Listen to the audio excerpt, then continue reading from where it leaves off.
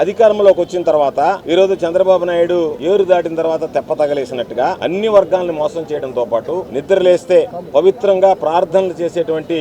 ఇమాం మౌజులకు కూడా అన్యాయం చేయడం అనేటువంటిది దౌర్భాగ్యం అనేటువంటిది. చెప్పినటువంటి 15,000 రూపాయలు 10,000 రూపాయలు పక్కన పెడితే ఇమాములకు సంబంధించి 3 నెలలు ఎన్నికల నియమావళి ఉన్నప్పుడు బకాయిలు ఉన్నాయి. ఆ తర్వాత జనవరి నుంచి 8 నెలలు అంటే దాదాపుగా 11 నెలలు వాళ్ళకి రావాల్సినటువంటి గౌరవ వేతనం అనేటువంటిది చెల్లించకుండా ఏదైతే 5,000 రూపాయలు ప్రతి నెల మరమ్మతులు నిర్వహణకు సంబంధించి నేను మసీదులకు అందిస్తానన్నది ఇవ్వనందువల్ల ఈ రోజు పాపం ఇక్కడికి వచ్చినటువంటి ఇమాం మౌజ్ సోదరులు చెప్పేటువంటి మాట ఏమిటంటే గతంలో కొంతమంది ఏదైనా దానికి చందాలిచ్చి విరాళాలిచ్చి అవసరమైనటువంటి నిర్వహణ మరమ్మతులు చేసేటువంటి వాళ్ళు ఈ రోజు ఎవరినైనా అడిగితే ప్రభుత్వం 5,000 ఇస్తానని చెప్పి వాగ్దానం చేస్తే ప్రభుత్వం 5,000 రూపాయలు ఇచ్చేటప్పుడు మేము ఎందుకు ఇవ్వాలి అని చెప్పినందువల్ల మాకు గౌరవ వేతనం రాక ఇబ్బందులు పడడంతో పాటు మసీదుల నిర్వహణ విషయంలో కూడా అనేక రకాలైనటువంటి ఇబ్బందులు తలెత్తాయి అని చెప్పి బాధపడుతున్నారు. అందులో భాగంగా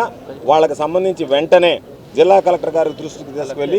ఈరోజు శాసని మండలి సభ్యుడిగా ఈ నెల్లూరు నగర నియోజకవర్గ ఇన్ఛార్జిగా ఉన్నటువంటి సోదరుడు పర్వతిరెడ్డి చంద్రశేఖర్ రెడ్డి గారి నాయకత్వంలో ముస్లిం మైనారిటీ నాయకులు